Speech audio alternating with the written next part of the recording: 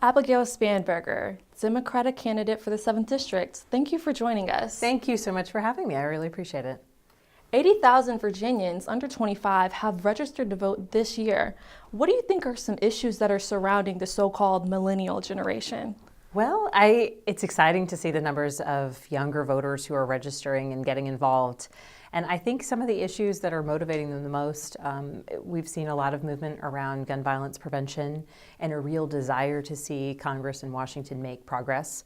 But I think overall, it's an overall awareness that so many things that are important to younger voters and younger Americans are in fact really political. So be it student loan debt, be it healthcare options, be it their educational experience, or just how they engage as Americans and long-term kind of see themselves engaging in their as a citizen. I think there's just a real engagement that is continuing to grow and grow, that maybe started with some particular issues, but is just expanding to politics writ large.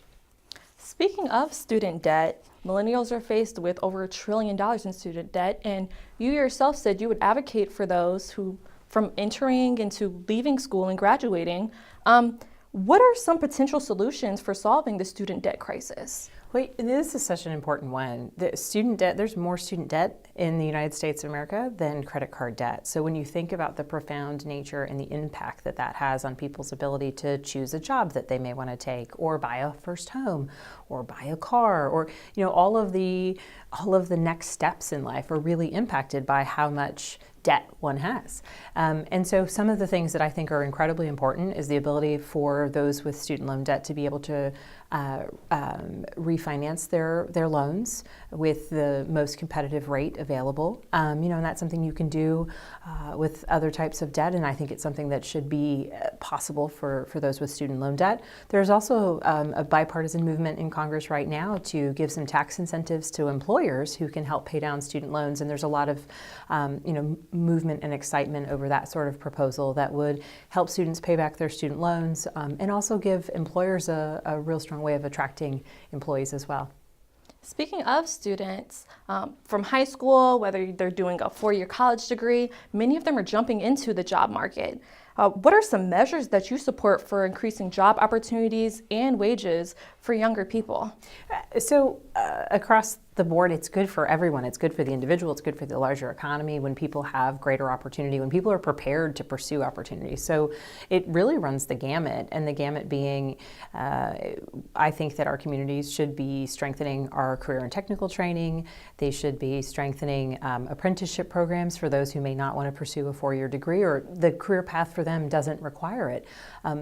As many places as where we can create certifications that are recognized across state lines or across from company to company or employer to employer, I think that's an important first step. In addition, overall looking at the minimum wage, I'm a supporter of raising the minimum wage.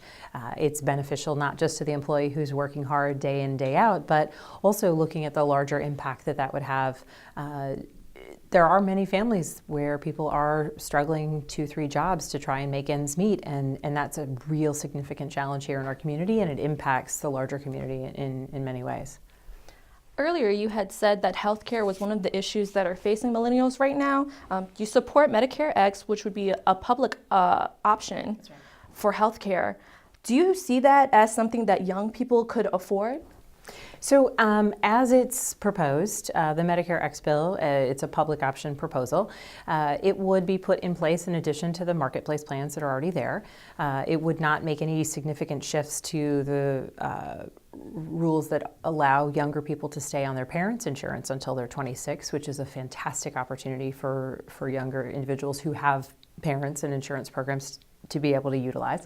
But yes, it would be basically the rates of that would be, by the estimates, significantly cheaper or competitively cheaper than what's available with a lot of private insurance.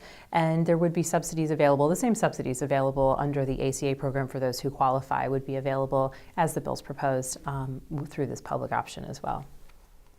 Awesome. Now switching gears a little bit, I'm sure you've heard of the International Science Group who gave out a warning pretty much saying that climate change effects are coming a lot sooner than we had anticipated. What are some steps that you would like to see Congress take in order to help address this global climate change? Yeah, so global climate change is a significant issue. And I think the first step is to have a Congress that's ready and willing to recognize it as a threat to our communities in terms of the economies, healthcare issues related to asthma, and other complications that people are having because of environmental complications. It's a national security issue. And I think first and foremost, we need a Congress that's willing to take a step forward and recognize the threat.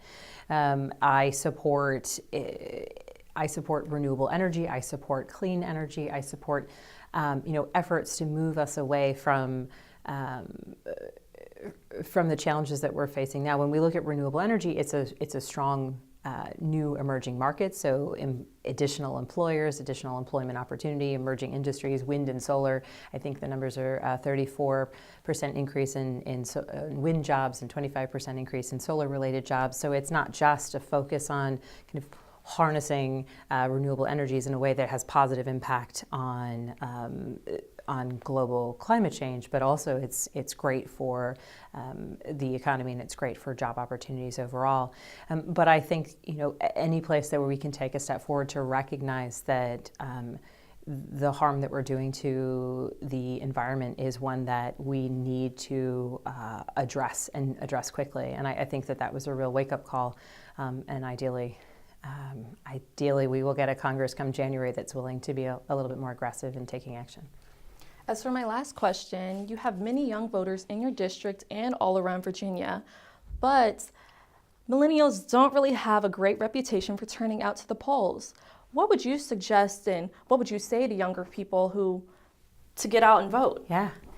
I would say everything is political, everything that matters, be it your student loans, be it where you live, where you're able to live, every aspect of who you are and the ability to bring that full self to your employer or to be able to rent a home. There's people still facing discrimination based on who they are, what religion they have, what they look like, who they love.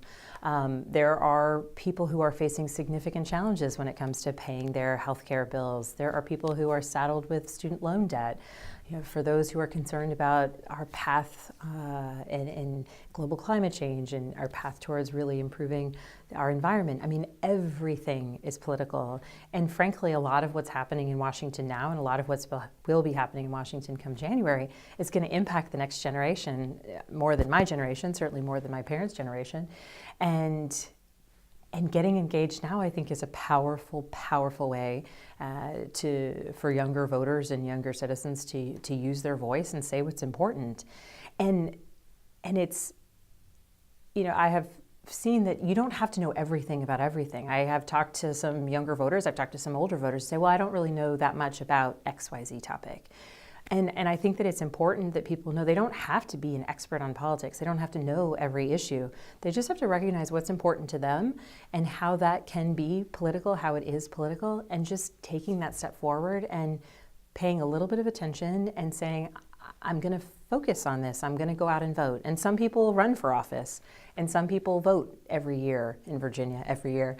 And so I think it's just recognizing that every bit of it is that piece of political engagement that's our ownership over the political process. And it can look like different things for different people, but using our voices at the polls is so important to ensuring that we're on the right path with who we elect and what type of government we see and even the issues that are raised.